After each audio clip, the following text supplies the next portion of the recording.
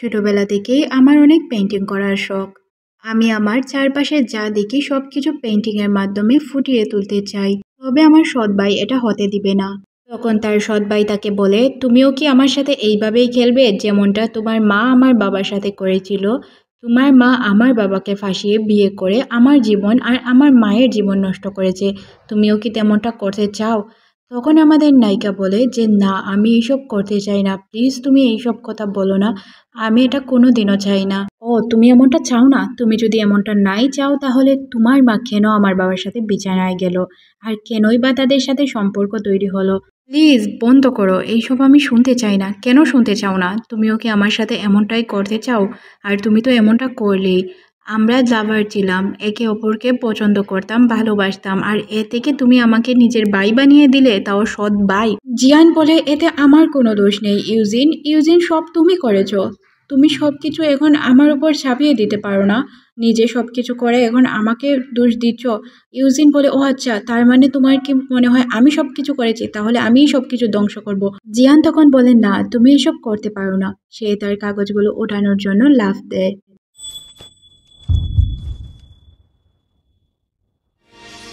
এক সাইকোলজিস্ট বলেছিল, আমি এক অদ্ভুত ছেলের প্রেমে পড়ব, যে প্রেমের কোনো পরিণাম থাকবে না, কোনো সমাধান থাকবে না।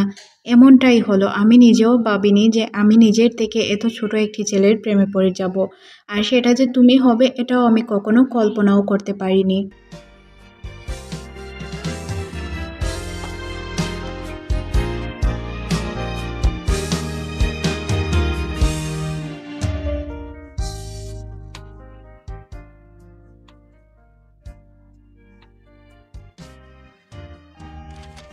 জানো, আমি কখনোই ভাবিনি আমার জন্য তোমার হাত একটি অবশ হয়ে যাবে। তুমি এই হাত দিয়ে আর কিছুই করতে পারবে না। আমি তোমাকে সবসময় ভালোবেসে গিয়েছি। আমি কোনোদিনও কল্পনা করিনি আমাদের গল্পটা এইভাবে শুরু হবে আর এইভাবেই শেষ হয়ে যাবে, শুধু আমাদের বাবা মায়ের জন্য।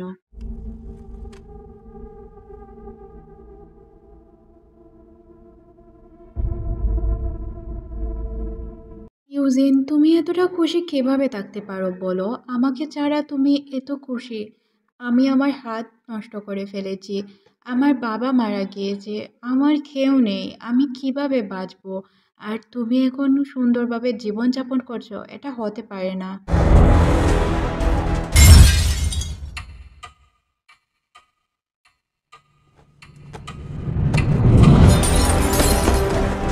জিয়ান, এখন আমার পালা। আমি তোমার কাছ থেকে সব কিছু তিলে তিলে খেড়ে নিব। আমার খেল এখন শুরু হলো, দেখতে থাকো তুমি।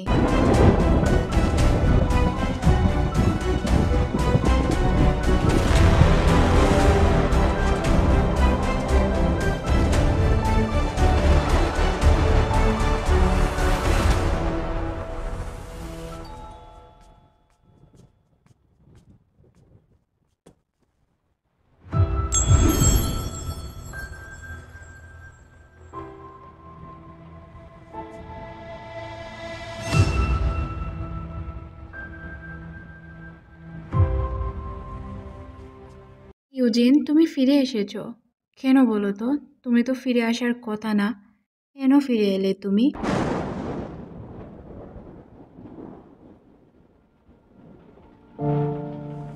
জিয়ান, আমার ডান হাত অচল হয়ে গিয়েছে, আমি একদম বেকার। বাবাও এখন বেঁচে নেই, আমার যাওয়ার কোনো জায়গা নেই। আচ্ছা, সমস্যা নেই, তোমার তো সব কিছু আমার জন্যই হয়েছে। তোমার হাত অবশ হয়েছে আমার জন্য। কিভাবে এইসব আমি বলতে পারি বলো? আমি চাইলেও তো কিছু করতে পারবো না।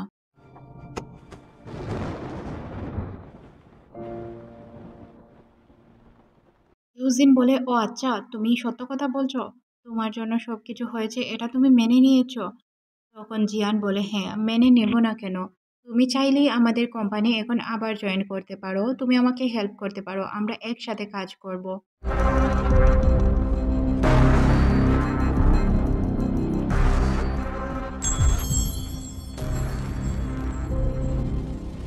ইউজিন বলে, জিয়ান, তুমি এখন আর আমার হাত থেকে বাঁচতে পারবে না, তুমি তোমার মৃত্যুর দিন গণতে শুরু করো।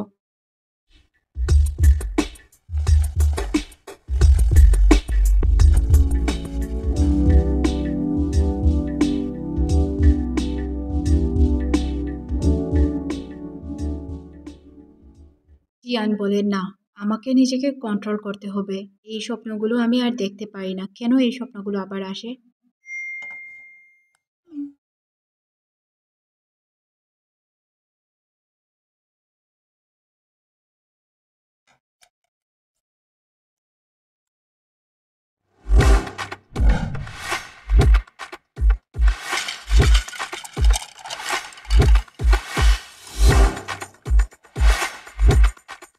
জিয়ান তার বিজনেস পার্টনার তেংজুর সাথে কথা বলার জন্য একটি পার্টিতে আসে। তেংজুকে এটা তো আমরা আগেই দেখেছিলাম, তবে তার সাথে আমাদের কোনো পরিচয় হয়নি। তেংজু এখানে জিয়ানকে বলে, তোমার আর আমার বিজনেস ডিল কিভাবে হয় তুমি খুব ভালো করেই জানো। তখন জিয়ান বলে, তোমাকে আমি কি দেইনি, তুমি কেন আমার পিছে এইভাবে পড়ে আছো? তখন তেংজু বলে, তুমি খুব ভালো করেই জানো তুমি এই বিজনেসটি কিভাবে রান করতে পারো। তোমার কাছ থেকে আমি সব শেয়ার চাই। তখন জিয়ান বলে, তোমাকে কি আমি আজ পর্যন্ত কম দিয়েছি? এটা বলে সে এখান থেকে উঠে চলে যায়। শোনো জিয়ান, আমি খুব ভালো করেই জানি এই ব্যবসাটা তোমার বাবার আর মায়ের ছিল, আর সাথে তোমার যে ওই সৎ ভাইয়েরও ছিল। তোমাকে একটি কথা বলে রাখি, তাদের ইজ্জতের জন্য হলেও তুমি তোমার ব্যবসা ভালোভাবে চালিয়ে যাও, না হয় তোমার কি হবে তুমি খুব ভালো করেই জানো।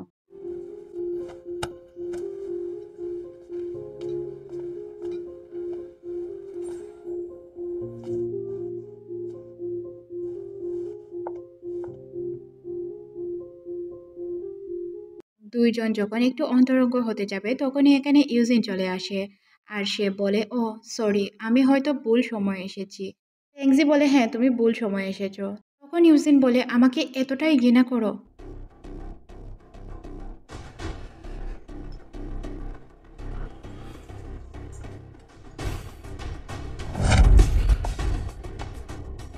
ইউজিন ট্যাংজির उसे কাছে গিয়ে बिल्कुल भी বলে, अच्छा ও नहीं लगता তোমার जब টাচ तुम उसे একদমই टच পছন্দ करते हो। করে না, বিশ্বাস করো না তুমি?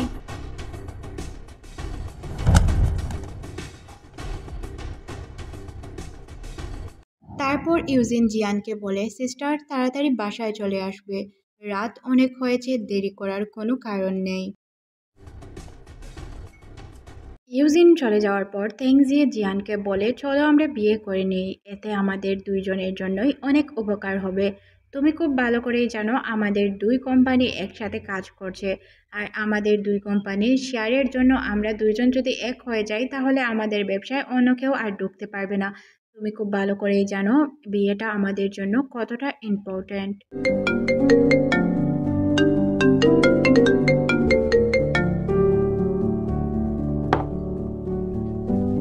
আমাকে বিশ্বাস করো, আমি তোমাকে নিরাশ করব না।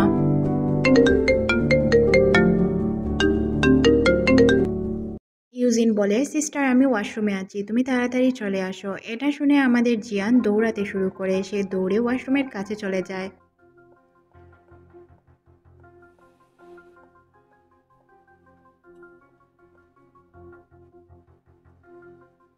ওয়াশরুমের কাছে ইউজিন একটি মেয়েকে কিস করার অ্যাক্টিং করছিল। মেয়েটি তাকে বলে, চিন্তার কোনো কারণ নেই, এই বিষয়ে আমি অনেক এক্সপার্ট। ও পিছন থেকে মনে করবে আমি তোমাকে কিস করছি। 10, 9, 8, 7, 6, 5, 4, 3, 2, 1. তখন ওই মেয়েটি ইউজিনকে বলে, ওই মেয়েটি আমাকে মারবে না তো, যদি তোমার গার্লফ্রেন্ড আমাকে মারে তাহলে তোমাকে আলাদা করে টাকা পে করতে হবে।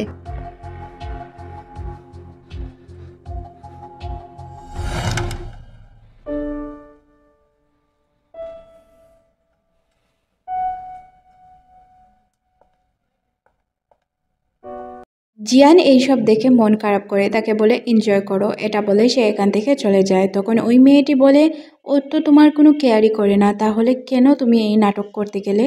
তখন সে বলে, ও আমার কেয়ার করে না কে বলেছে? তুমি কিছু জানোই না, ও আমার অনেক কেয়ার করে। ট্যাংজি এসে জিয়ানকে বলে, আর কত খাবে, এখন তো বন্ধ করো, তোমাকে নিয়ে বাসায় দিয়ে আসি। তখন সে বলে, হ্যাঁ আমি বাসায় যাব। ট্যাংজি যখন জিয়ানকে বাসায় নিয়ে যাবে তখনই এখানে ইউজিন চলে আসে। ইউজিন বলে যে ওকে আমি বাসায় নিয়ে যাব, তুমি কে ওকে বাসায় নিয়ে যাওয়ার? তখন ট্যাংজি বলে, আমি কে মানে, ও আমার গার্লফ্রেন্ড, আমি ওর বয়ফ্রেন্ড। তখন সে বলে, ও আচ্ছা, তোমরা কি বিয়ে করে নিয়েছো? তখন সে বলে না, বিয়ে করিনি, তবে আমি যতটুকু জানি তুমি হচ্ছে ওর ভাই। তখন সে বলে হ্যাঁ ভাই, সৎ ভাই। তো আমার কি করা উচিত না উচিত সব আমি খুব ভালো করেই জানি, ওকে তো আমি বাসায় নিয়ে যাব। এসব বলে সে জিয়ানকে কোলে তুলে নেয় আর বাসার উদ্দেশ্যে রওনা হয়। এদিকে তেংজির আগে ফুলতে শুরু করে।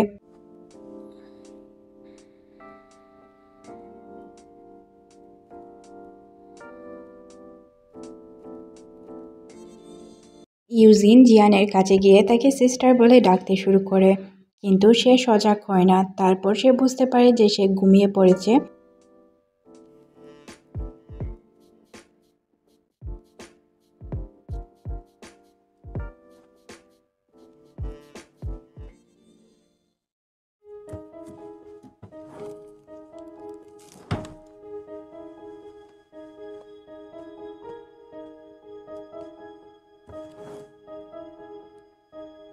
তারপর ইউজিন রুমের ভিতর কিছু খুঁজতে শুরু করে। সে কী খুঁজে এটা আমাদের দেখানো হয় না। তারপর কিছুক্ষণ খোঁজাখুঁজির পর সে কিছু বল পায়। বলগুলো দেখে সে ইমোশনাল হয়ে যায়। এই বক্সে যে বল থাকবে সে ওটা কল্পনাও করতে পারেনি। এই বলের রহস্য কী এটা আমরা কিছুক্ষণের মধ্যেই জানতে পারবো। ইউজিন আর তার ভাই খেলা করছিল। খেলা করার সময় তার পানি তৃষ্ণা পায়, তাই সে তার ভাইকে বলে, ভাই আমার জন্য কিছু পানি নিয়ে আয়। তখন ভাই বলে যে না, আমি পানি নিয়ে আসতে পারবো না। তখনই আমরা দেখি আমাদের নায়িকা পানি নিয়ে চলে আসে আর বলে, আমিই পানি এনেছি, চিন্তা করো না, খেয়ে নাও। তখন তারা চমকে যায় আর বলে, তুমি কেন আমাদের জন্য পানি নিয়ে এলে? সে বলে, এমনিতেই নিয়ে এসেছি, পানি কি আমি নিয়ে আসতে পারি না?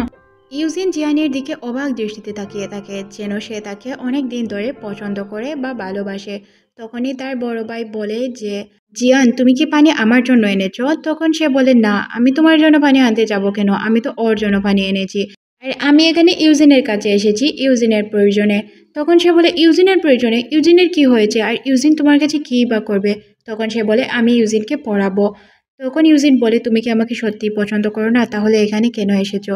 জিয়ান বলে, আমি পছন্দ করি আর না করি এটা তো বিষয় না, বিষয় হচ্ছে আমাকে তোমার টিউটর হিসেবে রাখা হয়েছে।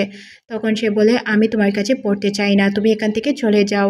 আমার একদমই পছন্দ না তোমার কাছে পড়াশোনা করা, আর তোমাকে কে আমার টিচার হিসেবে রেখেছে? তখন জিয়ান বলে যে, তুমি কি বলছো এসব? তোমার বাবা আমাকে রেখেছে তোমাকে পড়ানোর জন্য, আর আমি তোমাকে পড়াবো, আর তুমি আমাকে বৃষ্টির মধ্যে চলে যাওয়ার জন্য বলছো? আমি এই বৃষ্টির মধ্যে কিভাবে চলে যাব?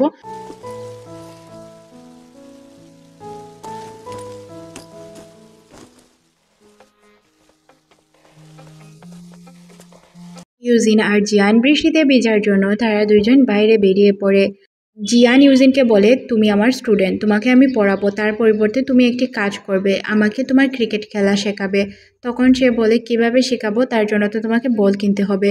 তখন সে বলে, আচ্ছা সমস্যা নেই, আমি বল কিনে নিব। এই মেমোরিগুলো মনে করে খুব কষ্ট পাচ্ছিল ইউজিন। মনে মনে ভাবতে শুরু করে, তুমি এই মতলব নিয়েই আমার কাছে এসেছিলে, আমাকে ধ্বংস করার জন্য, তাই না? তোমাকে ধ্বংস করার আগ মুহূর্ত পর্যন্ত আমি থামবো না।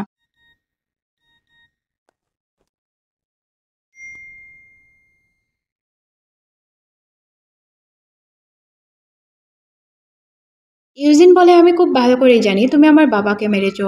শুধুমাত্র প্রমাণের জন্য আমি কিছু করতে পারছি না, প্রমাণ পেয়ে গেলে আমি তোমাকে শেষ করে দিব।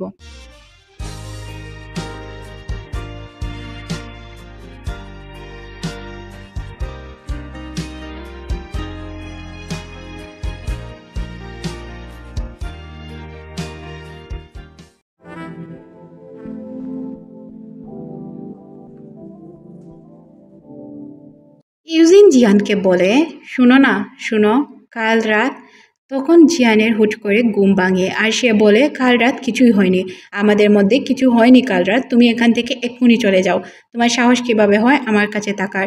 তখন সে বলে, কে বলেছে কিছু হয়নি, আমাদের মধ্যে অনেক কিছু হয়েছে। আমি খুব ভালো করেই জানি যে তুমি ওই ছেলের সাথে একদমই ভালো নেই, তারপরে তুমি ওর সাথে কেন আছো? তুমি কি আমাকে পছন্দ করো না বা আমার সাথে থাকতে চাও না? আমি খুব ভালো করেই জানি তোমার দুর্বলতা আমি, কিন্তু তুমি স্বীকার করতে চাচ্ছ না। তখন জিয়ান কাল রাতের কথা ভাবতে থাকে, কারণ তাকে সে বলেছিল যে তোমার হাতেই ইউজিনের সব কিছু, ইউজিনের মান সম্মান সব তোমার হাতে, তুমি চাইলেই ওর ইজ্জত সম্মান সব রক্ষা করতে পারো। তখন জিয়ানের এইসব মনে পড়লে সে এখান থেকে উঠে চলে যায় আর বলে যে, আমি কিছুই করতে পারবো না, কোনো কিছুই আমার হাতে নেই, আমি আমার বিজনেসকেই সামলাতে চাই, তুমি প্লিজ আমাকে এই বিষয়ে কথা বলতে আসবে না। জিয়ান ইউজিনকে জিজ্ঞাসা করে, তুমি কি চিন্তা করছো? তখন ইউজিন বলে, চিন্তা করছি কিছু বছর আগের কথা, যখন তুমি আমার জন্য ছাতা নিয়ে এসেছিলে। আর সিন চলে যায় ফ্ল্যাশব্যাকে।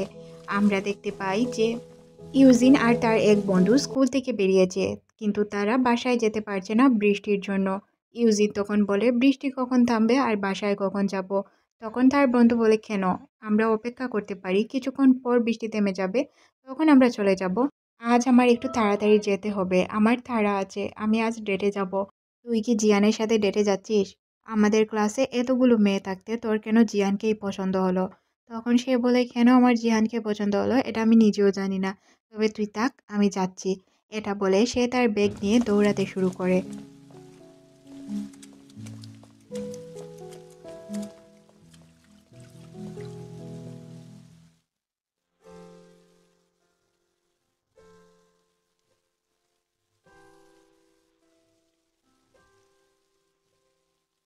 দৌড়ে সে যখন রাস্তার পাশে আসে, তখনই দেখতে পায় হলুদ ছাতা নিয়ে দাঁড়িয়ে আছে জিয়ান।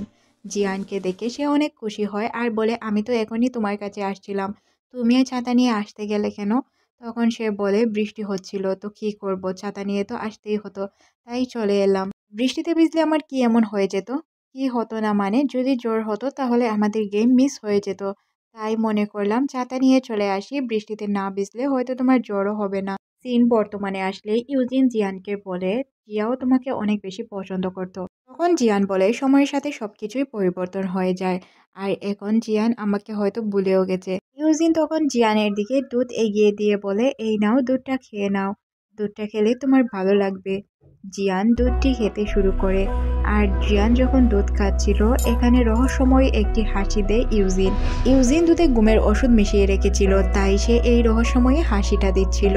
ইউজিন জিয়ানকে জিজ্ঞাসা করে, দুধটার টেস্ট কেমন, ভালো তাই না?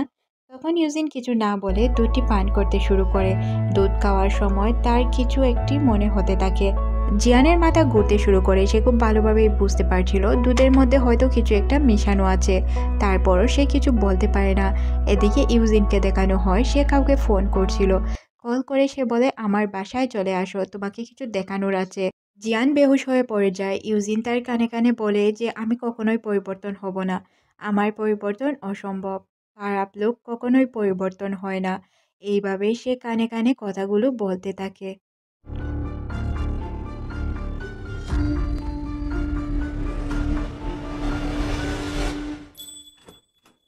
কিছুক্ষণের মধ্যেই বাসায় তেংজি চলে আসে। তখন আমরা বুঝতে পারি ইউজিন তেংজিকেই কল করে আসার কথা বলেছিল।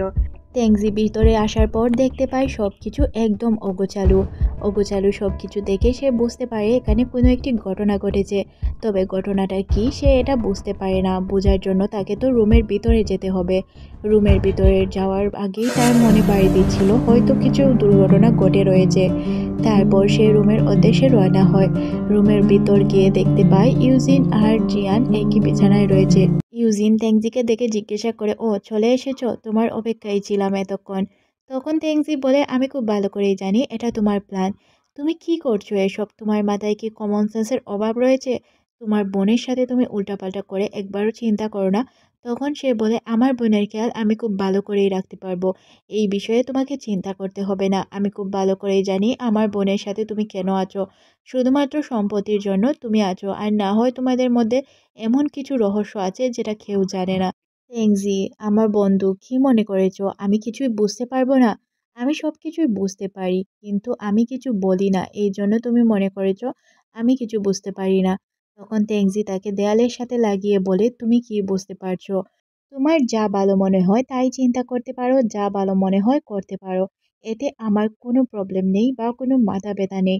তখনই জিয়ান উঠে পড়ে আর বলতে শুরু করে, আমি খুব ভালো করেই জানি এখানে কি ঘটছে। এখান থেকে সিন আমাদের ফ্ল্যাশব্যাকে নিয়ে যাওয়া হয়। ইউজিন যখন বলছিল খারাপ লোক কখনো পরিবর্তন হয় না, জিয়ান এই কথাগুলো শুনতে পারে। আর সে উঠে বলে, আমি খুব ভালো করেই জানতাম তুমি আমার খাবারে ঘুমের ওষুধ মিশিয়েছো। তুমি কি মনে করেছো আমার সাথে চালাকি করে তুমি পার পেয়ে যাবে?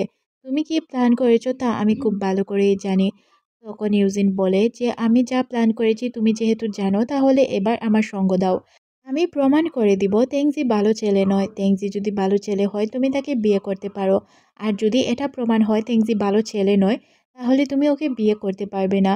এই লাস্ট বারের মতো আমার সঙ্গ দাও প্লিজ। তখন জিয়ান রাজি হয়ে যায় তার সঙ্গ দেওয়ার জন্য। ইউজিন জিয়ানকে বলে ও মিথ্যে কথা বলছে। জিয়ান তখন তাকে উত্তর দেয়, মিথ্যে কথা বলুক আর সত্য কথা বলুক, এতে তোমার কি আসে যায়? তুমি এখান থেকে চলে যাও, আমাদের মধ্যে আসার চেষ্টাও করো না। তখন সে বলে, আমি মধ্যে আসার চেষ্টা করছি না, আমি শুধু আমার বোনকে সেভ করার চেষ্টা করছি। তখন জিয়ান বলে, আমাকে সেভ করার কোনো প্রয়োজন নেই। এটা বলেই সে এখান থেকে চলে যায়।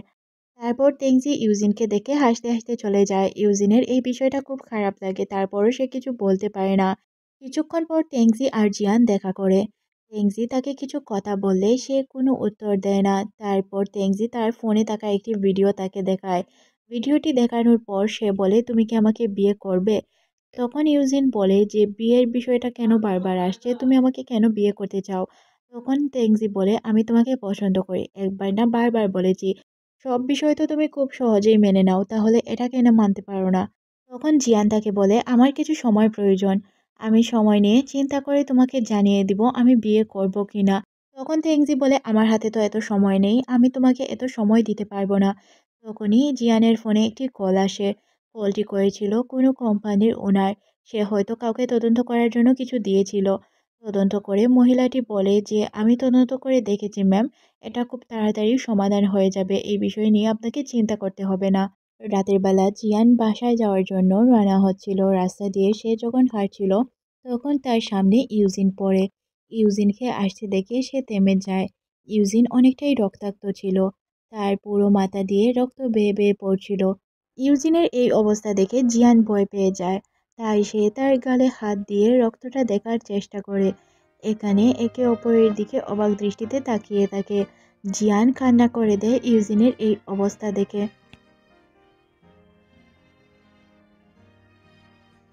হুট করে ইউজিন বেহুশ হয়ে জিয়ানের উপর পড়ে যায়। জিয়ান কিছুক্ষণ তাকে ধরেই রাখে। তারপর সে মনে মনে চিন্তা করতে থাকে, সে তো বদলা নেওয়ার জন্য এসেছে। এইসব হয়তো ইউজিনের প্ল্যান। ইউজিন হয়তো প্ল্যান করে এসেছে তার ক্ষতি করার জন্য। অনেকক্ষণ কান্না করার পর তার মাথায় যখন এটা আসে, তখন সে ধাক্কা দিয়ে ইউজিনকে ফেলে দেয় আর বলে, তুমি হয়তো কোনো প্ল্যান করে এসেছো তাই না? আমি জানি তুমি প্ল্যান করে এসেছো, তবে তোমার প্ল্যান কি এটা আমি জানি না। আর কত ক্ষতি করবে? তুমি আমার ক্ষতি করার জন্য এসেছো। ক্ষতি করতে করতে আমার অবস্থা তো খারাপই বানিয়ে দিয়েছো। আর কি চাও বলো তুমি? জানো, এই চোখের পানি অনেক অদ্ভুত, যে কোনো সময় চলে আসে। তখন ইউজিন বলে, আমি শুনেছি তুমি বিয়ের তারিখ ফিক্সড করে ফেলেছো। একবার চিন্তাও করলে না আমার কি হবে? ফ্রেন্ডসদের সাথে আজ খুব ভালো সময় কাটিয়েছো তাই না? কিন্তু চিন্তা করলে না আমার কি হবে? কি করব আমি? কোথায় যাব আমি? আমি খুব ভালো করেই জানি তুমি কেন করছো এইসব। আমি জানি তুমি কোম্পানির ভালোর জন্য করছো। তখন জিয়ান বলে, হ্যাঁ, আমি কোম্পানির জন্যই সবকিছু করছি। আমি খুব ভালো করেই জানি কোম্পানির ভালো কিসে আর খারাপ কিসে। তখন ইউজিন বলে, তুমি কেন আমাকে বিশ্বাস করতে পারছো না? আমিও তো কোম্পানির ভালোই চাই, খারাপ তো আর চাই না। তখন জিয়ান বলে, আমি খুব ভালো করেই জানি তুমি কি চাও আর কি চাও না। আচ্ছা, গুড নাইট, আমার ঘুম পেয়েছে। সিন কাট করে পরদিন সকালে দেখানো হয় জিয়ান তার অফিসের বাহিরে দাঁড়িয়েছিল। ট্যাংজি তখন তার হাতে একটি কাগজ দিয়ে বলে, এটা হচ্ছে তোমার স্পিচ, মুখস্থ করে নাও তোমার কি কি বলতে হবে। শেয়ার হোল্ডাররা তোমার অপেক্ষা করছে, তাড়াতাড়ি চলো। তখনই তার ফোনে একটি কল আসে। কল রিসিভ করলে দেখতে পায় ইউজিন তাকে কল করেছে। জিয়ান তখন ইউজিনকে বলে, আমাকে কি কংগ্রেচ করার জন্য ফোন দিয়েছো?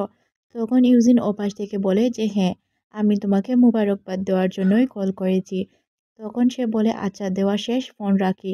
এটা বলে কল কাট করে সে মিটিংয়ে যাবে। তখনই দেখতে পায় তার কাছে একটি ভিডিও আসে। ভিডিওটি ওপেন করার পর দেখতে পায় যে ইউজিন অসুস্থ। তাই সে ইউজিনের কাছে যাওয়ার জন্য প্রস্তুত হয়। তখন তেংজি তাকে বলে, তুমি এভাবে যেতে পারো না, শেয়ার হোল্ডাররা তোমার অপেক্ষা করছে। তখন জিয়ান বলে, শেয়ার হোল্ডার মিটিং থেকেও ইউজিন আমার জন্য অনেক ইম্পর্টেন্ট। তেংজি বলে, আমি খুব ভালো করেই জানি ও সুস্থ আছে, অযথাই নাটক করছে। তখন সে বলে, নাটক করুক আর যাই করুক, আমাকে এখনই যেতে হবে। এটা বলে সে এখান থেকে চলে যায়। এদিকে তেংসি রাগে ফুলতে থাকে আর বলতে থাকে, তুমি সাইন না করে গিয়ে অনেক বল করেছো জিয়ান, তোমাকে আমি ছাড়বো না। বাহিরে বৃষ্টি হচ্ছিল। ইউজেন একটি জায়গায় নীরব হয়ে চুপচাপ বসেছিল।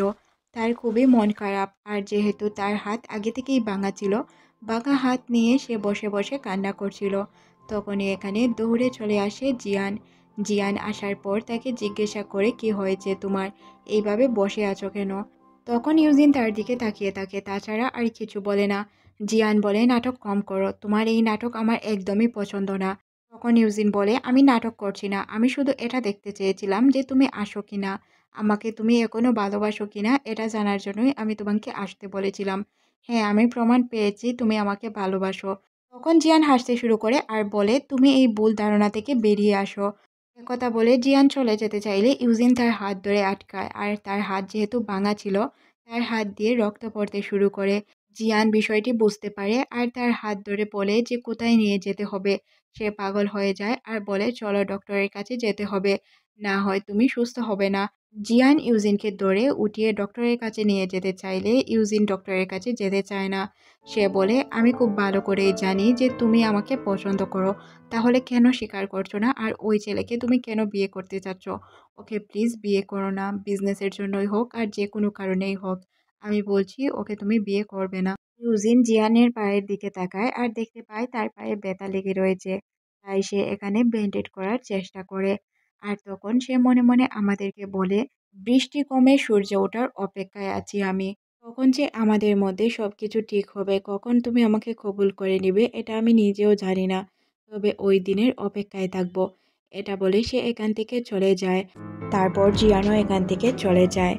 এখান থেকে সিন ফ্ল্যাশব্যাকে দেখানো হয়, যেখানে ইউজিন তার হাতের ক্ষতি করছিল। সে মুখের ভিতর একটি রুমাল চাপা দেয়, তারপর সে তার হাতে ব্যাট নিয়ে হাতে আঘাত করে, আর এই কারণেই সে মূলত হাতে ব্যথা পেয়েছিল। কিছুক্ষণ পর আমাদের হসপিটালের সিন দেখানো হয়, যেখানে জিয়ান তার পাশে বসা ছিল।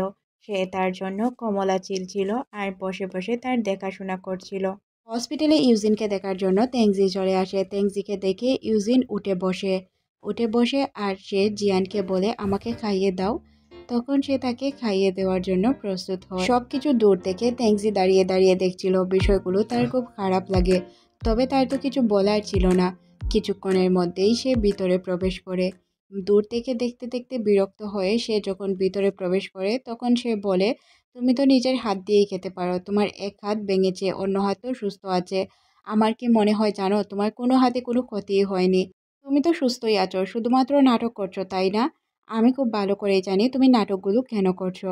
তখন ইউজিন বলে তোমার যখন মনে হচ্ছে আমি নাটক করছি তাহলে আমাকে দেখার জন্য কেন এলে? আমি কি বলেছি আমাকে দেখার জন্য হসপিটালে আসতে?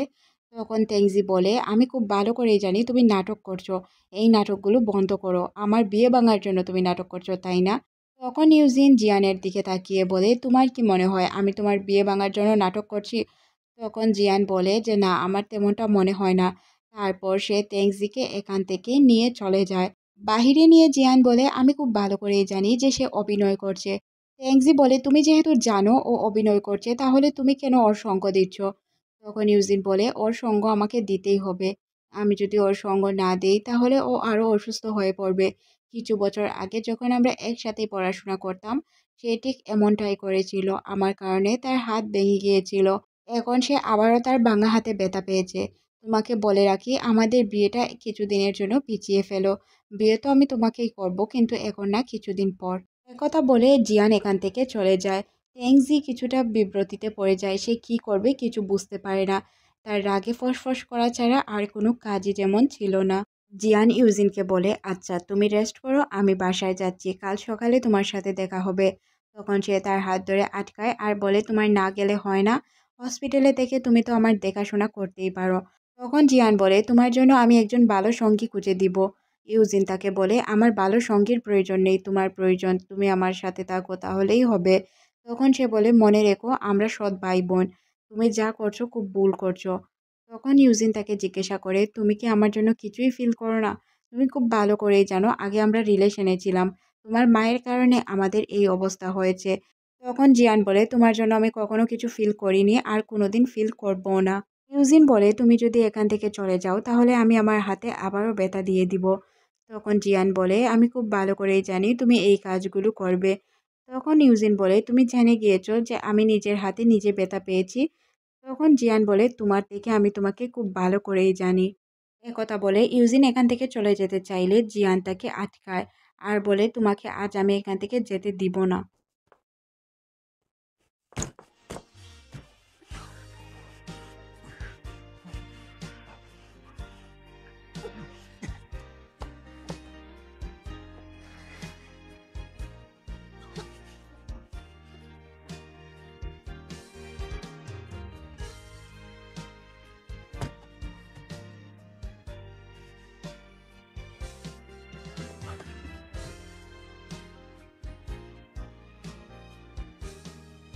এখনও কি তুমি আমার জন্য কিছু ফিল করো না? তখন জিয়ান বলে যে না, আমি তোমার জন্য এখনও কিছু ফিল করি না। তখন ইউজিন তাকে দেখে হাসতে শুরু করে। জিয়ান এখান থেকে চলে যায়। ইউজিন মনে মনে ভাবতে শুরু করে, তুমি কিভাবে ফিল করো না তা আমি দেখে নিব। সিন শিফট হয়ে আমরা জিয়ানকে দেখতে পাই। সে তার ডক্টরের সাথে কথা বলছিল। সে তার ডক্টরকে বলে, যখন থেকে ইউজিন এখানে এসেছে তখন থেকেই আমার অসুস্থতা বেড়ে গিয়েছে।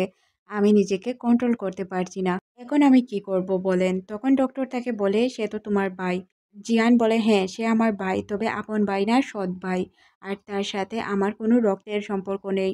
আমার বাবা আর ওর মা মারা যাওয়ার পর আমাদের বাবা মা সিদ্ধান্ত নেন আমাদের লালন পালন করার জন্য ওনারা এক হবেন।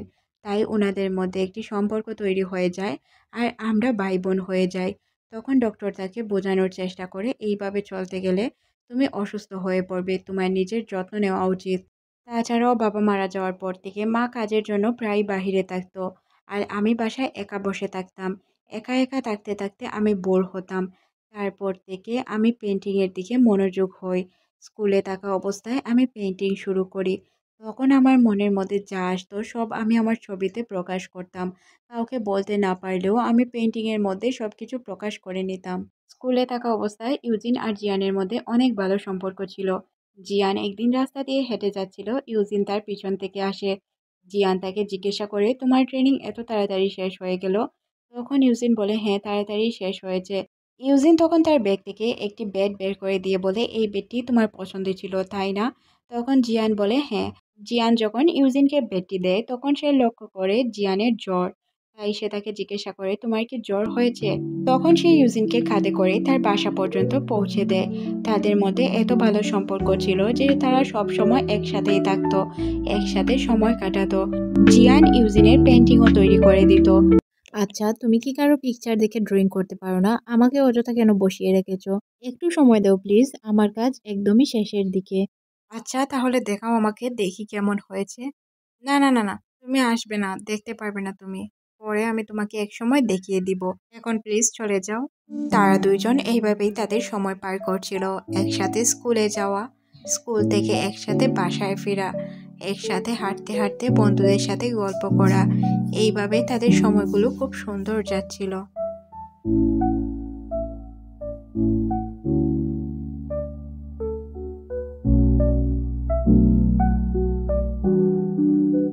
জিয়ান এইসব কথা ডক্টরকে খুলে বলছিল, সাথে সে অনেক কান্নাও করে।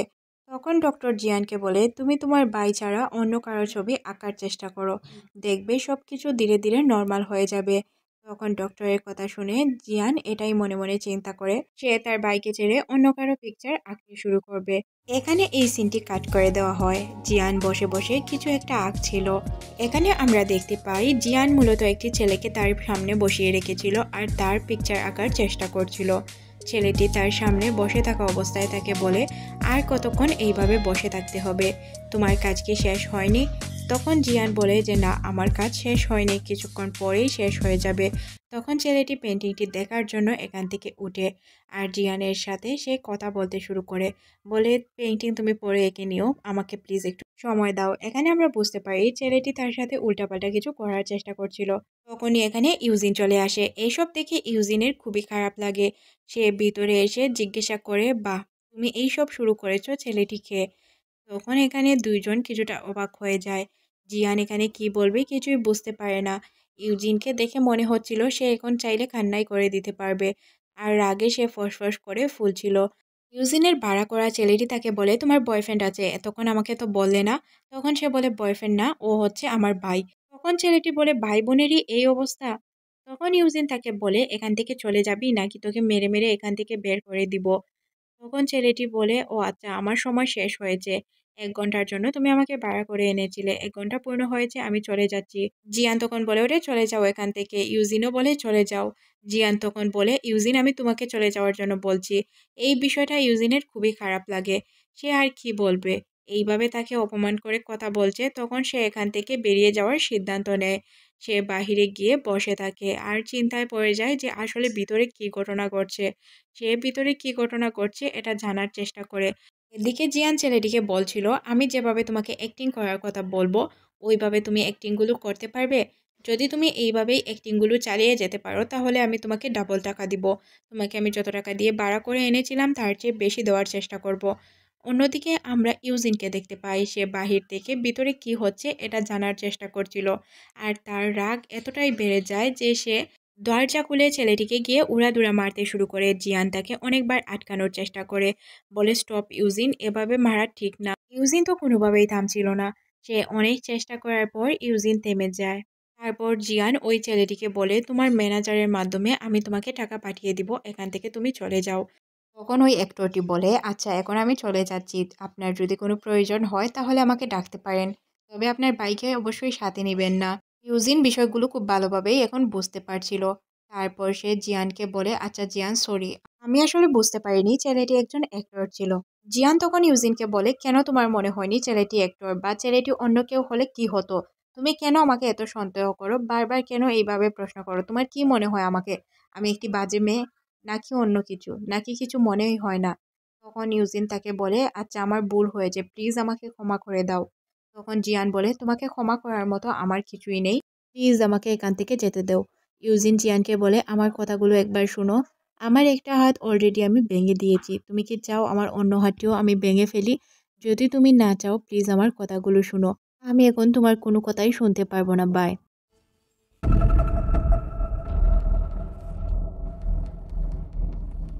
ইউজিন তার রুমে বসে বসে ভাবছিল ও কিভাবে এত স্বার্থপর হতে পারে। সে তার বাবার ছবির দিকে তাকিয়ে বলে, বাবা, বাবা, জিয়ান যে এত স্বার্থপর হবে এটা আমি কখনো কল্পনা করতে পারিনি। ও অনেক স্বার্থপর, ও আমার কথা একবারও চিন্তা করে না, ও শুধু নিজের স্বার্থ নিয়েই পড়ে থাকে। আমি যাদেরকে ভালোবাসি সবসময় তারা আমার থেকে দূরে চলে যায়। প্রথমে মা আমাকে ছেড়ে চলে গেল, তারপর বাবা, এখন ইউজিনও আমার সাথে এইসব করছে। তখনই তার দরজায় নক পড়ে। দরজায় নক পড়তেই সে মনে মনে ভাবে হয়তো জিয়ান তার সাথে দেখা করার জন্য এসেছে। দরজা খুলে দেখতে পায় এটা তো জিয়ান না, অন্য কেউ ছিল। তখন ইউজিন বলে, তুমি, ওই দিন তো আমি তোমাকে টাকা দিয়ে দিয়েছিলাম, তাহলে এখন কেন এসেছো? তোমার কি কোনো মতলব আছে? থাকলে বলে ফেলো। তখন মেয়েটি বলে, আমি ওই দিন ইচ্ছে করে তোমার কাছে এসেছিলাম, তুমি আমাকে আনোনি, আমি প্ল্যান করেই তোমার কাছে এসেছি। ইউজিন বলে, কি? তখন মেয়েটি বলে, হ্যাঁ, আমি একজন সাংবাদিক, আর আমি ইচ্ছে করে এইসব করেছি। আমার তোমার সাথে কিছু দরকারি কথা আছে, তুমি যদি আমাকে কিছু সময় দাও তাহলে আমি তোমাকে সব কিছু বলতে পারি। তখন জিয়ান দরজা লাগানোর চেষ্টা করলে মেয়েটি আটকায় আর বলে, প্লিজ আমার কথাগুলো শুনো, তোমার বোনের বিষয়ে আমার কাছে কিছু তথ্য আছে, তথ্যগুলো নিয়ে নাও, তারপর আমি আর তোমার সাথে কথা বলবো না, আর চাইলে তুমি আমি একসাথে কাজও করতে পারি। আমার মনে হয় তোমার বাবার মৃত্যুটা এমনিতেই হয়নি, এর পিছনে অনেক বড় রহস্য আছে, আর যেটা তুমি আর আমি মিলে খুঁজে বের করতে পারবো। এই কাগজটা নাও, পড়ো, তাহলে তুমি সব কিছু খুব সহজেই বুঝতে পারবে। আর আশা করি তুমি শিক্ষিত ছেলে, তোমাকে আমার কিছু বোঝাতে হবে না। তখন ইউজিন হাতে এই কাগজটি নিয়ে পড়তে শুরু করে আর মনে মনে ভাবে, স্কিন ক্যান্সার,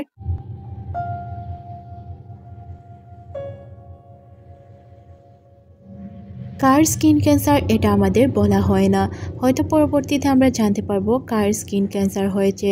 ইউজিন মনে মনে কিছু ভাবছিল কি করবে। তখন মেয়েটি তাকে কাগজ দেওয়া শেষ হয়ে গেলে সে এখান থেকে উঠে চলে যায়, বলে, এখন তোমার কাজ তুমি করতে পারো। ইউজিন মনে মনে ভাবে কি করবে। ইউজিন তার হাতে থাকা কিছু প্লাস্টার তার হাতে পেঁচাতে শুরু করে। হয়তো সে কিছু প্ল্যান করেছে, তবে কি প্ল্যান করেছে এটা আমরা কিছুক্ষণ পরেই জানতে পারবো।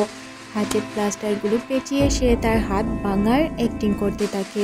প্লাস্টার পেঁচানোর সময় তার মুখের হাসি দেখে আমরা বুঝতে পারি এর ভিতরে কিছু রহস্য রয়েছে। অন্যদিকে আমরা জিয়ানকে দেখতে পাই যে কিনা তার রুমে বসে বসে পত্রিকা পড়ছিল। তখনই তার দরজায় নক পড়ে। মনে মনে ভাবে যে বাসায় কে আসতে পারে এই সময়। সে দরজা খোলার জন্য উঠে চলে যায়। দরজা খুলে দেখতে পায় যে তার বাসায় অন্য কেউ না, ইউজিন এসেছে। ইউজিনকে দেখে সে তো কিছুটা অবাক হয়।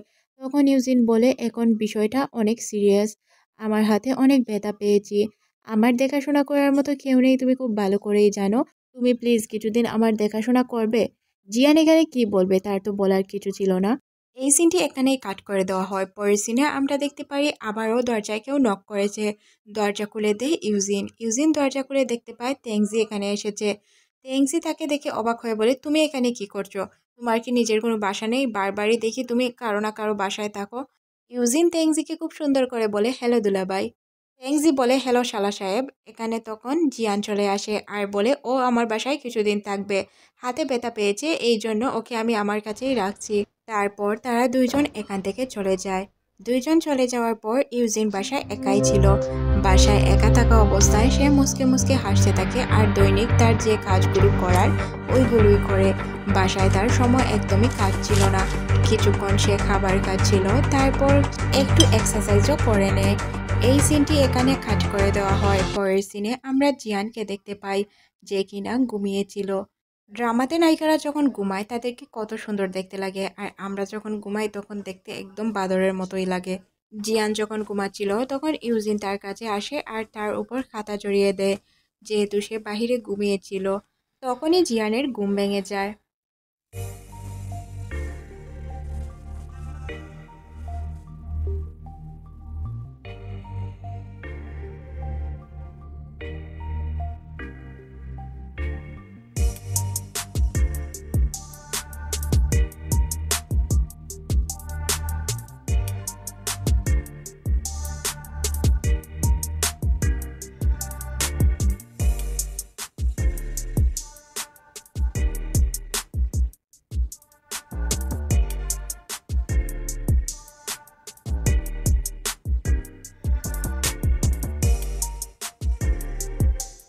Vanna? কি জিয়ান তো এইসব স্বপ্নে দেখছিল। ইউজিন তাকে ডাকতে শুরু করে, সিস্টার, সিস্টার কি স্বপ্ন দেখছিলে? জিয়ান তখন বলে, না তো, আমি কোনো স্বপ্ন দেখিনি, আর আমি তো এমনিতেই ঘুমাচ্ছিলাম। ইউজিন তখন বলে, ও আচ্ছা, তার মানে তুমি কোনো স্বপ্ন দেখোনি। তাহলে তুমি কেন এইসব বলছিলে যে তুমি কারো বোন হতে চাও না? এখান থেকেই সিন আবারও ফ্ল্যাশব্যাকে চলে যায়, যেখানে আমরা জিয়ানকে দেখতে পাই, যে কিনা ক্লাসরুমে আসে আর ইউজিনকে ঘুমিয়ে থাকা অবস্থায় দেখতে পায়।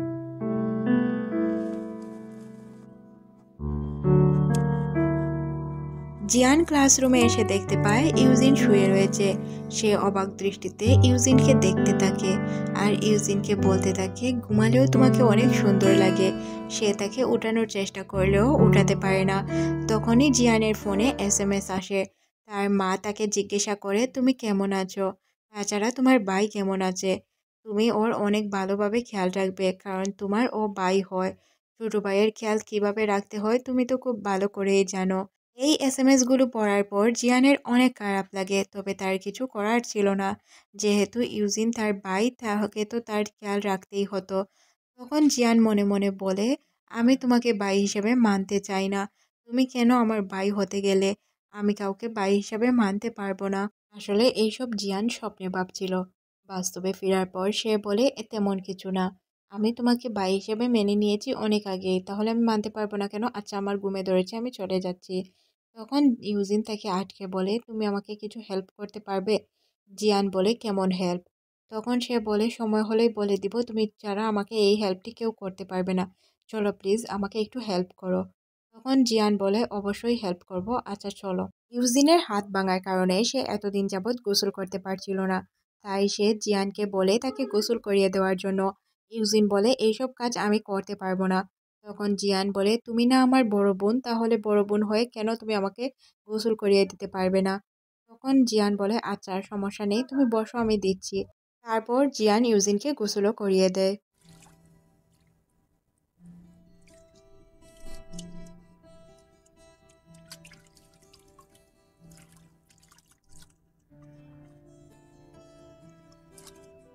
জিয়ান একা একা বাসায় বসেছিল।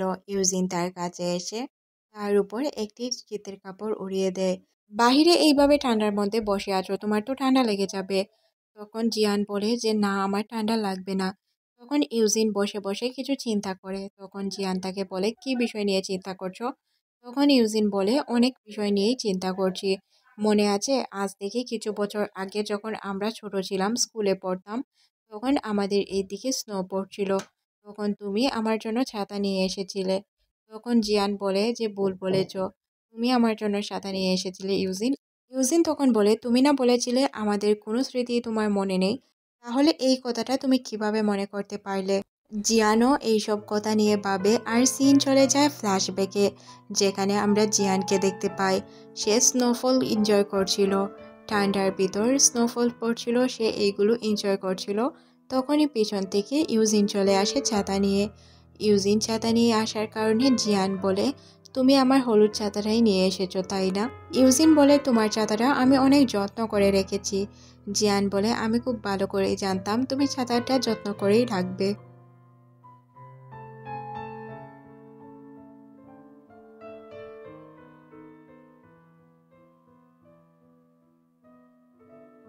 ইউজিন বলে তার ক্লাসে কিছু একটা ফেলে গিয়েছিল। জিয়ান ওইটা কুড়িয়ে নিয়ে এসে ইউজিনকে দেয় আর বলে, এটা ছাড়া কাল তুমি কাজ করতে পারতে না।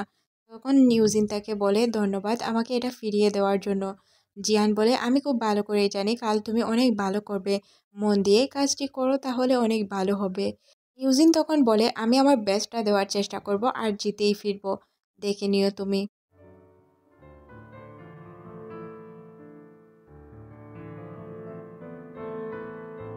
জিয়ান ইউজিনকে বলে, এত বছর পুরনো কথা এখনো মনে ধরে বসে আছো তাই না? তখন ইউজিন বলে, মনে না রাখার মতো তো কোনো কথা ছিল না, এইগুলো তো মনে রাখার মতোই কথা। তাহলে আমি কেনই বা মনে রাখবো না ওই দিন আমি ম্যাচ জিতেছিলাম। জিয়ান মনে মনে বলতে থাকে, তুমি কি আমাকে কখনো ক্ষমা করবে না? ইউজিন এটা তো শুনতে পায় না, যেহেতু সে মনে মনে বলেছিল। তবে ইউজিন জিয়ানকে বলে, তুমি তোমার রোগের বিষয়ে আমাকে বলতে পারতে, আমি তো তোমাকে হেল্প করতে পারতাম। তোমার যে স্কিনে প্রবলেম আছে এটা তো তুমি বললেই পারতে। একথা শুনে জিয়ান চমকে যায় আর বলে, এই বিষয়ে তোমাকে কে বলেছে? তুমি কিভাবে এত কিছু জানলে? ইউজিন বলে, কেন জানবো না, আমি যদি জানি তাহলে তো তোমার কোনো ক্ষতি হওয়ার কথা না, আর আমি তোমার অ্যান্টিডোটও হতে পারি।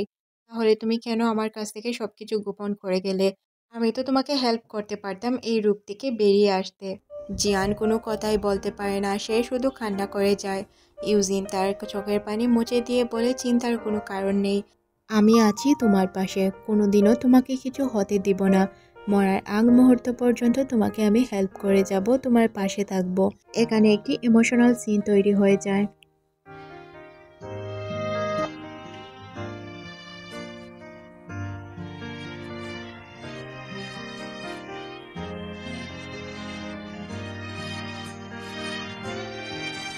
পরের সিনে তেংজি বাসায় চলে আসে। তেংজি তাদেরকে বলে, তোমরা দুই ভাই বোন একা থাকো, তাই বাসায় আমি তোমাদের খেয়াল রাখার জন্য এসেছি।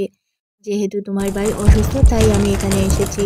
জিয়ান বসে বসে রাতের বেলায় ড্রিঙ্ক করছিল।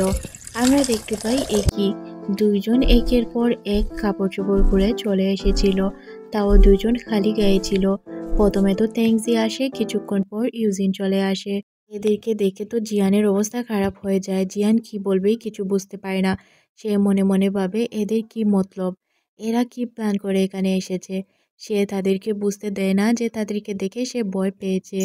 এখানে আমরা দেখতে পাই দুজন একের পর এক তাদের বডি শো করছিল, তাছাড়া আর কিছু না। জিয়ান তো বসে বসে দেখছিল, কারণ তার করার মতো কিছু ছিল না। After. কিছুক্ষণ পর ইউজিন হুট করে চলে আসে আর বলে, তেংজি তোমার জন্য আমার একটি গিফট আছে। তখন সে তার গলায় একটি গেঞ্জি ঝুলিয়ে দেয় আর এটা পরতে বলে।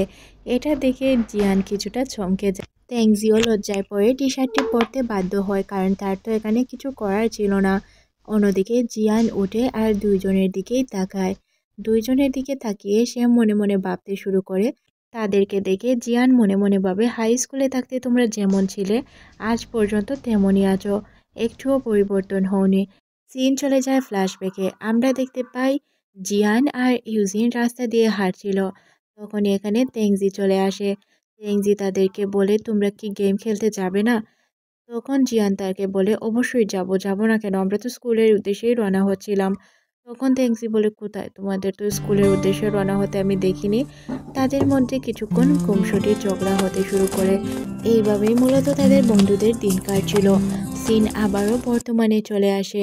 জিয়ান তেংজিকে বলে, চলো আমরা ঘুমাতে যাই। তখন ইউজিন তাকে জিজ্ঞাসা করে, তোমরা কি হাজব্যান্ড ওয়াইফ? তেংজি বলে, হয়নি তো কি হয়েছে, কিছুদিন পর তো হয়ে যাব। টাটা শালা সাহেব, ঘুমাতে যাচ্ছি। জিয়ান এখন কি করবে, সবকিছু তার মাথার উপর দিয়ে যাচ্ছিল। রাগে সে ফসফস করতে থাকে, কারণ তার হাতে এখন কিছুই ছিল না। ইউজিন তার রুমের দিকে গেলে সাংবাদিক ওই মেয়েটি তাকে কল করে বলে যে, তুমি কি আমাকে ভুলে গিয়েছো? তখন সে সাংবাদিক মেয়েটিকে বলে, আমি কাউকে এত সহজে ভুলে যাই না, আর যার সাথে আমার পার্টনারশিপ তাকে তো আমি কখনোই ভুলি না, আমার সব কিছু মনে আছে। তখন ওই পাশ থেকে সাংবাদিক মেয়েটি বলে, ভুলে যেও না, তোমার বাবার মৃত্যুর রহস্য আমাদের উন্মোচন করতে হবে, তাই তোমার হেল্প আমার অনেক প্রয়োজন। তুমি আমাকে হেল্প করবে তো? তখন ইউজিন বলে অবশ্যই আমি তোমাকে হেল্প করব, কারণ আমার বাবার মৃত্যুর পেছনে যে রহস্যটা আছে ওইটা আমাকে খুঁজে বের করতে হবে। এদিকে তেংজি আর জিয়ান একই রুমে ছিল, তারা একে অপরের সাথে কথা না বলেই শুয়ে থাকে।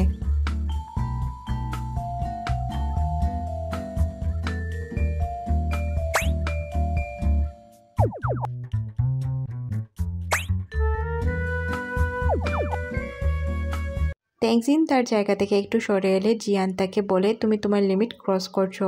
তখন তেংজি তার কাছে যাওয়ার চেষ্টা করে, বলে কেন, আমি কি তোমার কাছে আসতে পারি না, আমি তো তোমার বয়ফ্রেন্ড। তখন জিয়ান বলে যে না, তুমি আমার বয়ফ্রেন্ড না, আমাদের বিয়ে হয়নি, বিয়ে হওয়ার পর দেখা যাবে কি হবে কি না হবে। তখন তারা কিছু বিষয় নিয়ে আলাপ আলোচনা করে, যেমন কি তাদের ব্যবসায়ী বিষয়। তেংজি আর জিয়ান যখন তাদের ব্যবসায়িক বিষয়ে আলোচনা করছিল তখনই এখানে ইউজিন চলে আসে।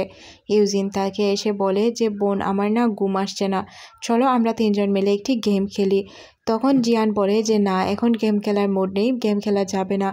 ইউজিন তাদেরকে ফোর্স করতে শুরু করে গেম খেলার জন্য। তখন জিয়ান রাজি হয়ে যায় গেম খেলার জন্য। তারা তিনজন গেম খেলার জন্য কিছু জিনিসপত্র নিয়ে বসে পড়ে। তখন তেংজি বারবার বাহানা করতে শুরু করে, বলে আমার দ্বারা এখন গেম হবে না, আমার না অনেক ঘুম পেয়েছে। তখন ইউজিন তাকে বলে যে তোমাকে খেলতেই হবে। তারপর তিনজনে ড্রিঙ্ক করে মাতলামো শুরু করে দেয়। তাদের মাতলামোগুলো আপনারা নিজের চোখেই দেখুন।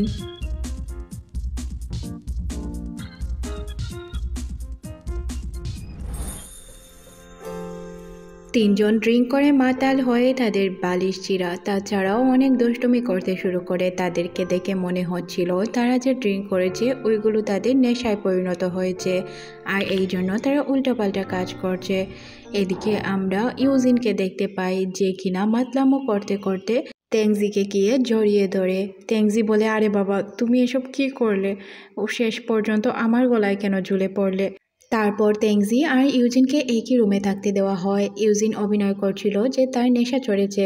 তখন তেংজি এটা খুব ভালোভাবেই বুঝতে পারে। সে বলে আমি খুব ভালো করেই জানি নেশা তোমার চড়েনি, তুমি শুধুই নাটক করছো, প্লিজ তোমার নাটক বন্ধ করো। এটা বলেই সে তাকে সজাগ করানোর জন্য তার প্যান্টে হাত দেয়। প্যান্টে হাত দেওয়ার সাথে সাথেই সে উঠে বসে আর বলে এইসব কি করছো তুমি। তখন তেংজি বলে আমি যদি এটা না করতাম তাহলে কি তুমি তোমার অভিনয় থেকে বেরিয়ে আসতে।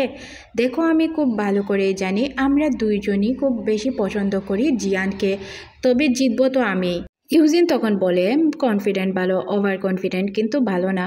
তখন আবার তেংজি বলে আচ্ছা, কনফিডেন্ট ভালো, ওভার কনফিডেন্ট ভালো না, বিজনেসের ক্ষেত্রে আমি সবসময় এগিয়েছিলাম আর এগিয়ে থাকবো, এই জন্যই আমি বলছি আমি পাবো জিয়ানকে। তুমি এইসব আশা বাদ দাও, আর সে যেহেতু তোমার সৎ বোন, তাকে পাওয়ার আশা তোমার একদমই বাদ দেওয়া উচিত। পরদিন সকালে ইউজিন ঘুম থেকে উঠে জিয়ান আর তেংজিকে খাবার তৈরি করতে দেখে। তেংজি জিয়ানকে জিজ্ঞাসা করছিল আমার জানার জন্য আর কি তৈরি করব। তখন ইউজিন বলে প্লিজ আমার জন্য কিছু খাবার তৈরি করো। জিয়ান ইউজিনকে বলে তুমি কি এখন পর্যন্ত কিছু খাওনি। তখন ইউজিন বলে যে না, আমি এখন পর্যন্ত কিছু খাইনি। তখন এই দরজায় কেউ নক করে। তেংজি জিয়ানকে বলে আচ্ছা এই টাইমে খেয়ে আসতে পারে বলো তো। তখন সে কিছু বলে না। তবে আমরা দেখতে পাই ওই সাংবাদিক মেয়েটি এসেছিল যার কিনা ইউজিনের সাথে ওই রাতে দেখা হয়েছিল আর তারা কথা বলেছিল। মেয়েটিকে দেখে জিয়ান কিছুটা অবাক হয়। সে ওই দিন রাতে মেয়েটির ফেস দেখেনি, তাই তাকে চিনতে পারছিল না। তখন ইউজিন এসে বলে যে ও হচ্ছে লুনিয়াও, আমার গার্লফ্রেন্ড। এটা শুনে জিয়ানের অবস্থা খুবই খারাপ হয়ে যায়। সে শুধু মেয়েটিকে তাকিয়ে দেখছিল, কিছু বলার মতো তার ভাষা ছিল না। এই সময়টার জন্যই অপেক্ষা করছিল ইউজিন। লুনিয়ান তাদেরকে হাই জানালে না তেংজি কোনো রেসপন্স করে আর না জিয়ান কোনো রেসপন্স করে। তাদেরকে দেখে বোঝাই যাচ্ছিল তারা বিষয়টি নিয়ে খুবই মন খারাপ করেছে। তারপর চারজন মিলে খাবার খেতে বসে। খাবার টেবিলে খাবার খাওয়ার সময় জিয়ান তাকে প্রশ্ন করে তোমরা কবে থেকে রিলেশনে আছো। ইউজিন বলে আমাদের দুইজনের দেখা বারে হয়েছিল, তারপর থেকে আমরা একসাথে আছি। তেংজি লুতেনকে খাবার এগিয়ে দিয়ে বলে এই খাবারটা ট্রাই করে দেখতে পারো। তখন লুতেন বলে থ্যাংক ইউ দুলাভাই। তখন জিয়ান ইউজিনকে জিজ্ঞাসা করে তেমন কি কোনো কথা আছে যেটা তুমি আমাকে বলতে চাও। তখন ইউজিন বলে আমি আমাদের কোম্পানিতে জয়েন করতে চাই। তখন সে বলে তুমি কোন সেক্টরে জয়েন করতে চাও। ইউজিন বলে আমি ফ্যাক্টরিতে জয়েন করতে চাই, ফ্যাক্টরি সম্পর্কে আমার ধারণা আছে। তখন তেংজি বলে তুমি ফ্যাক্টরিতে গিয়ে কী করবে, আমি যে সেক্টরে আছি ওই সেক্টরে চলে আসো, আমি তোমাকে খুব ভালোভাবে কাজ বুঝিয়ে দিতে পারবো। তখন ইউজিন বাধ্য হয়ে ওকে বলে দেয়, কারণ তার হাতে তো কোনো উপায় ছিল না। পরের সিনে আমরা তেংজি এবং ইউজিনকে একই অফিসে দেখতে পাই। তেংজি ইউজিনকে একটি ফাইল দেখিয়ে বলে, দেখো তো এই বিষয়টা কি তুমি বুঝতে পারছো? তখন ইউজিন বলে, তোমার কি আমাকে মূর্খ মনে হচ্ছে? আমি তো পড়ালেখা করেছি, তাই আমি লেখা দেখে বুঝতে পারবো। ও আচ্ছা, তুমি কি আমাকে কম্পিটিশনের জন্য বলছো? আচ্ছা, নো প্রবলেম, চাইলে আমরা একসাথে খেলতে পারি। তেংজি বলে যে তুমি তো খেলা অনেক আগেই ছেড়ে দিয়েছিলে, তাই তুমি আমার সাথে পারবে না, বাজি ধরে কোনো লাভ নেই। তখন সে বলে, ও আচ্ছা, তোমার কি মনে হয় আমি পারবো না? এক ম্যাচ খেলেই দেখা যাক যে কে পারে কি না পারে। আর যখন আমরা স্কুলে ছিলাম তখন তুমি তেংজি আমার থেকে 2টা ম্যাচে জিততে পেরেছিলে, তাছাড়া আর বেশি জিততে পারোনি। তেংজি তখন বলে, তখনকার সময় আলাদা ছিল আর এখনকার সময় আলাদা। তুমি জিয়ানের পিছনে দৌড়াতে দৌড়াতে তোমার সময়গুলো নষ্ট করেছো, আর ওই সময়গুলো আমি কাজে লাগিয়েছি, তাই আমি এবার জিতবো। তখন সে আবারও বলে, কনফিডেন্ট ভালো, ওভার কনফিডেন্ট কিন্তু ভালো না। ইউজিন কথা বলতে বলতে ম্যাচের রিপোর্টগুলো চেক করছিল। ম্যাচের রিপোর্টগুলো চেক করার সময় সে দেখতে পায় 25 তারিখ ম্যাচটি হয়েছিল, তাও আবার সকাল 3টার দিকে। এইসব দেখে সে কিছুটা অবাক হয়, কারণ সকাল 3টার দিকে তার বাবা মারা গিয়েছিল। সে তেংজিকে বলে যে 3টার দিকে ম্যাচ হয়েছিল, তাই না? তেংজি বলে, হ্যাঁ, রিপোর্টে কি কোনো ভুল আছে? তখন সে বলে যে না, রিপোর্টে কোনো ভুল নেই, আমি শুধু চেক করছিলাম, তাছাড়া আর কিছু না। এইসব চেক করার পর সে কিছুটা অবাক হয়, আর এই তদন্ত নিয়ে তার মাথা আরও ঘুরে যায়। সিন কাট করে আমাদের লুইয়ান এবং জিয়ানকে দেখানো হয়। জিয়ান একটি ফাইল লুনিয়ানের দিকে দিয়ে বলে, এই সব কি? লুনিয়ান বলে, আমি তথ্য খোঁজার চেষ্টা করছিলাম, তাছাড়া আর কিছুই না। 25শে জুন কি হয়েছিল এটা জানার জন্যই আমি এই সব করেছি। তখন জিয়ান বলে, তুমি জানার চেষ্টা করছো নাকি ইউজিন? তখন লুনিয়ান বলে, আমি জানার চেষ্টা করছি, ইউজিন জানার চেষ্টা করলে এতে মন্দ তো কিছু নেই। ইউজিন কিছুক্ষণ চুপ থেকে সে একটি জায়গার দিকে হাঁটতে শুরু করে। হাঁটতে হাঁটতে সে একটি জায়গায় গিয়ে থামে, তার হাতে একটি চাবি নেয়, আর চাবি নিয়ে বলতে শুরু করে, আচ্ছা, আমাদের মধ্যে একটি ম্যাচ হয়ে যাক। আমি তোমাকে 100% শিওর দিয়ে বলতে পারি ইউজিন তোমার সাথে থাকবে না। লুনিয়ান বলে, তোমার কথায় আমি বিশ্বাস করি না, কারণ আমার ইউজিনকে সবসময় বিশ্বস্ত একজন পার্সন মনে হয়, আর সে একজন সৎ মানুষ, আমাকে ছেড়ে কখনোই যাবে না। সে যা বলে তাই করে থাকে। তবে জিয়ান বলে যে তোমার এই ভুল ধারণা আমি কিছুদিনের মধ্যেই ভেঙে দিব। লুনিয়ান এই চাবিটি নিয়ে ইউজিনের কাছে আসে, আর ইউজিনকে বলে, এই চাবিটি দ্বারা তুমি ডেটা রুম খুলতে পারবে, আর ডেটা রুমে তুমি যদি প্রবেশ করতে পারো তাহলে তুমি সব সত্যটা জানতে পারবে। তখন সে বলে, আচ্ছা, চাবিটা আমাকে দিয়ে দাও, আমি ডেটা রুম চেক করে নিব। লুনিয়ান বলে, আমাকে সাথে নিবে না? তখন সে বলে, না, এটা আমার পার্সোনাল বিষয়, যেহেতু এটা আমার ফ্যামিলির বিষয়, আমি আমার ফ্যামিলির বিষয় তোমাকে জানাতে পারবো না। তখন সে এটা বলে চলে যায়। লুনিয়ান মনে মনে ভাবে, তার মানে সবাই ধোঁকেবাজ। তারপর সে চলে যায় জিয়ানের কাছে। জিয়ানকে গিয়ে বলে, তোমরা ধোঁকাবাজ আর মিথ্যেবাদী। তখন ইউজিন বলে, আমি আগে থেকেই বলেছিলাম আমাদের ফ্যামিলি থেকে দূর থাকার জন্য, কিন্তু তুমি আমার কথা শুনোনি। একথা বলে জিয়ান এখান থেকে চলে যায়। সিনটি এখানে কাট করে আমরা জিয়ানকে দেখতে পাই, যে কিনা সবার জন্য খাবার তৈরি করছিল। খাবার তৈরি করে সে টেবিল গুছিয়ে রাখছিল। তখনই এখানে ইউজিন চলে আসে। ইউজিনকে দেখে জিয়ান তাকে জিজ্ঞাসা করে, তুমি উঠে পড়েছ? আচ্ছা, আমি তোমার জন্য চিকেন বানিয়েছি, আসো বসো, একসাথে খাবার খাবো। তারা দুইজন একসাথে বসে খাবার খেতে শুরু করে। তখন ইউজিন তাকে জিজ্ঞাসা করে, আচ্ছা জিয়ান, তোমাকে কি আমি কিছু প্রশ্ন করতে পারি? তখন জিয়ান বলে, চাইলেই করতে পারো। তখন সে বলে, আচ্ছা, তোমার দ্বারা কি আমাদের ফ্যামিলির কোনো ক্ষতি হয়েছে? জিয়ান বলে, হ্যাঁ, ক্ষতি তো একটি হয়েছে। ক্ষতিটি হচ্ছে তোমার হাত নষ্ট হওয়া, আমার জন্যই তোমার হাত ভেঙেছে। তখন ইউজিন তাকে আবারও জিজ্ঞাসা করে, এই ক্ষতিটি ছাড়া কি আর কোনো ক্ষতি হয়েছে? জিয়ান বলে যে না, তুমি কি আমাকে বিশ্বাস করো না? ইউজিন তখন বলে, আমি তোমাকে বিশ্বাস করি, তবে আমি ওই 25শে মার্চ রাতের কথা জানতে চাই। তুমি কি আমাকে ওই 25শে মার্চ রাতের কথা বলবে? ওই রাতে আমার বাবার সাথে কি হয়েছিল, বা আমাদের কোম্পানিতে কি কি ঘটনা ঘটেছিল, সব কিছু আমি জানতে চাই, প্লিজ আমাকে যদি খুলে বলতে। তখন জিয়ান তাকে বলে, তুমি কি আমাকে বিশ্বাস করো না? তুমি যদি আমাকে বিশ্বাস করে থাকো তাহলে এই বিষয়ে প্লিজ আমাকে প্রশ্ন করো না, কারণ এই বিষয়ে কথা বলতে এখন আমি প্রস্তুত না, বা আমার দ্বারা আজ পর্যন্ত এই বিষয়ে কোনো ভুল হয়নি, বা ওই রাতের বিষয়ে আমি কোনো কথাও বলতে চাই না।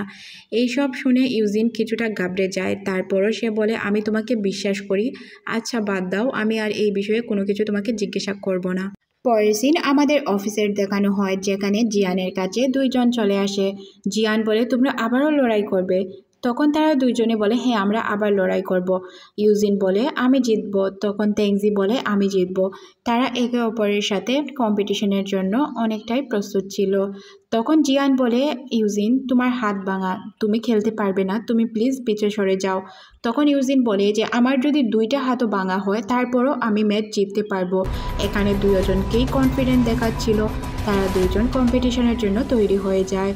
পরদিন সকালে ইউজিনের হাত ব্যান্ডেড করে দেয় জিয়ান। জিয়ান খুব ভালো করেই জানতো যে ইউজিনের হাতে ব্যথা, তাই সে জিততে নাও পারে। তখন সে তাকে আবারও বলে তুমি ম্যাচ থেকে সরে যাও।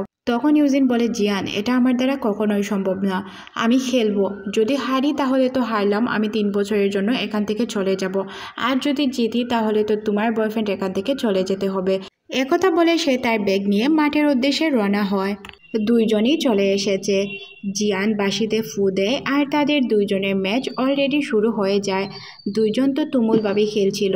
আপনারা কি তাদের খেলাটা এনজয় করতে চান? তাহলে আমি অরিজিনাল খেলার ভয়েসটাই দিয়ে দিচ্ছি, আপনারা চাইলে দেখে নিতে পারেন।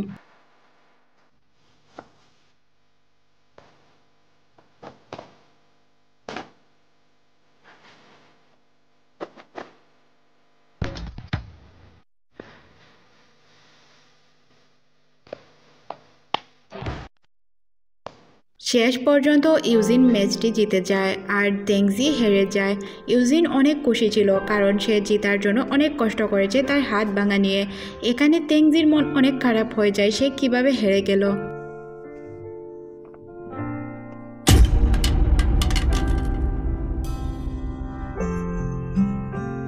ইউজিন সাথে সাথেই জিয়ানের কাছে আসে। জিয়ানও ইউজিনকে দেখে অনেক বেশি খুশি হয়। তারা দুইজন একে অপরের সাথে এখান থেকে চলে যায়।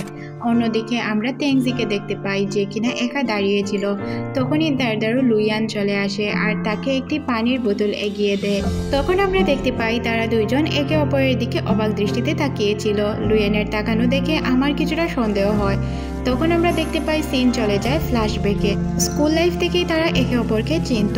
একদিন বৃষ্টির দিনে যখন লুইয়ান আর তার বান্ধবী এখানে দাঁড়িয়েছিল তখনই তাদের সামনে আসে তেংজি। তেংজিকে দেখে লুইয়ানের অনেক ভালো লাগে, কিন্তু সে এখানে কিছু বলতে পারে না, তার দিকে তাকিয়েছিল।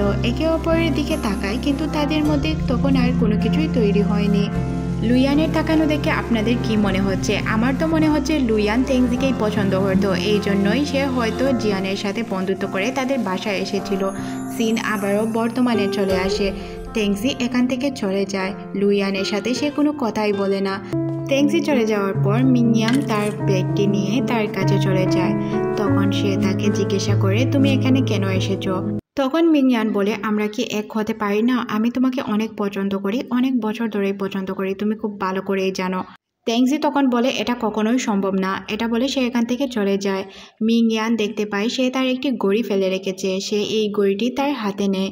হাতে নিয়ে ঘড়িটি দেখতে শুরু করে আর ঘড়িটি নিয়ে সে এখান থেকে চলে যায়। সে যে ঘড়িটি নিয়েছে তেংজি তা খুব ভালোভাবেই দেখতে পারে। মনে মনে সে বলে যদি নেক্সট টাইম আমার কাছে আসো তাহলে কিছু শিখেই আসবে। সিন শিফট হয়ে আমরা তেংজি এবং জিয়ানকে দেখতে পাই। দুইজন কথা বলছিল তাদের বিজনেসের বিষয়ে। তখন জিয়ান বলে তুমি কিভাবে এই ডাটাগুলো এক্সপোজ করতে পারো? তখন তেংজি বলে আমি এইসব কিছুই করিনি, যদি এইসব কিছু করে থাকে তাহলে তোমার ভাই ইউজিন করেছে। তেংজি বলে আমাদের 3 বছরের ডিল শেষ হয়েছে, আমরা কি নতুন করে ডিলে যেতে পারি না? জিয়ান বলে তোমার সাথে আরও ডিলে যাব? আমি কখনোই যেতে পারি না, কারণ তুমি আমাকে সবসময় ব্ল্যাকমেল করে রেখেছো। তেংজি বলে আমি তোমাকে ভালোর জন্যই ব্ল্যাকমেল করে রেখেছিলাম, কারণ আমি তোমাকে পছন্দ করতাম। তখন জিয়ান বলে আমার এইসবের প্রয়োজন নেই। এটা বলে সে এখান থেকে চলে যায়।